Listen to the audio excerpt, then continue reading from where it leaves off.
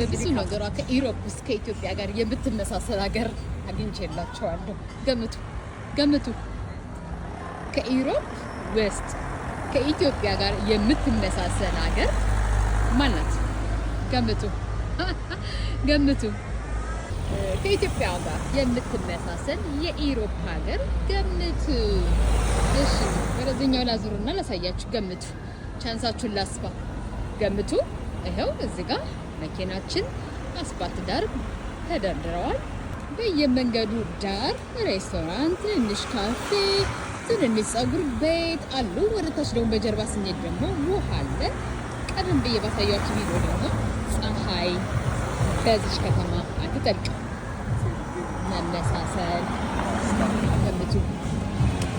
እና የትኛዋ ሀገር ትመስላችኋለች? በቀጥታ ከኢትዮጵያ ጋር ከምር በብዙ ነገር ምን በስደት ብትመጡና እዚህ መኖር ብትጀምሩ ከቤተሰብ ውጭ በሌላው ነገር ሀገሬ ናፍቄ ላትሉ ትችላላችሁ። እዚህ በቀጥታ ልላችሁ መንገድ ዳር እሺ። በርግጥ ጫታው ብቻ ሳይሆን በርካታ ነገሮች እዚህ ጋር ደግሞ ተመልከቱ። ትንሽዬ ቤቶች፣ ምግብ ቤቶች አሉ። ተመልከቱ። በምን በሌላ ከኢትዮጵያ ጋር የምትመሳሰል የኢሮፕ ሀገር ስፓኒያ በብዙ ነገር ከኢትዮጵያ ጋር የምትመሳሰልበት ነገር አይቻለሁ። ብዙ ነገሯ ኢትዮጵያን ይመስላል።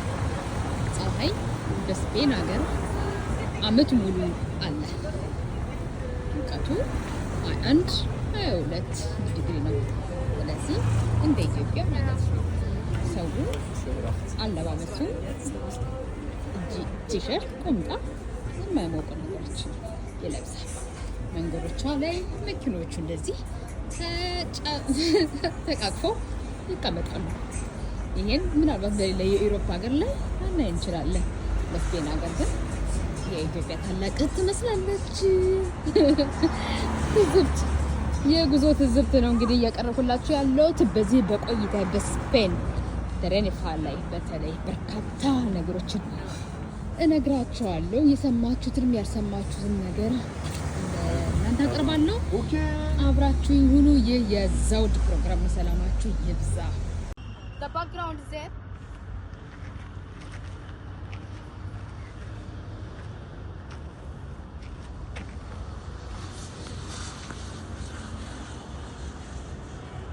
ቴሬኒፋ ደሴት አይስላንድ ተፈጥሮና ውበት ባንድ ላይ ተጣምሮ የተፈጠረባት ውብ ከተማ ለምን መሰላችሁ?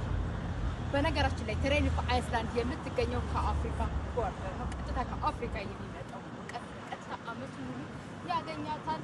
እንደምትመለከቱት ተፈጥሮ በሚገርም ደሴት የተከበበች ከተማ ነች። ቴሬኒፋ እንግዲህ ሙሉ ደሴት ላይ ነው ያለ ነው። ደሴቷ የምትገኘው በስፔን ይሁን እንጂ የአፍሪካ ቦርደር ነች።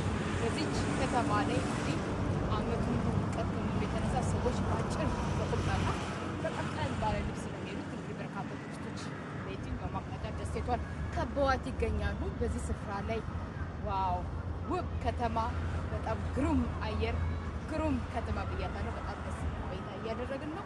እንግዲህ ብዙ ነገሮችን አሳያችኋለሁ። ይህ የዞን ፕሮግራም ነው። ተነጋራ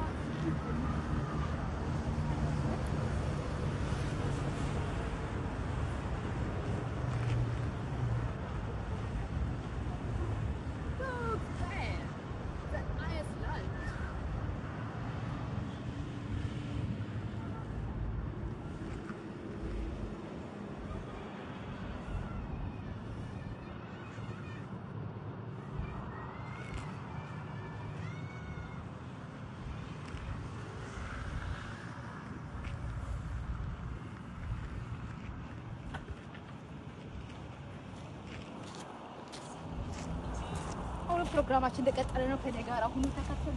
ነገር እነግራችኋለሁ። ይህ የዘውድ ፕሮግራም ነው። በዘውድ ፕሮግራም ላይ ስለ ተወዳጇ አይስላንድ ደሴት ብዙ ነገር እናወራለን። ይቺ አይስላንድ ደሴት ብዙ ነገር በውስጧ ያመቀች ፕሮግራም ነች። አጫጭር ቪዲዮዎችን እየሰራው እንዲሁም በቲክቶክ እና በዩቲዩብ ላይ ለቅላችኋለሁ። ይቀጥላል።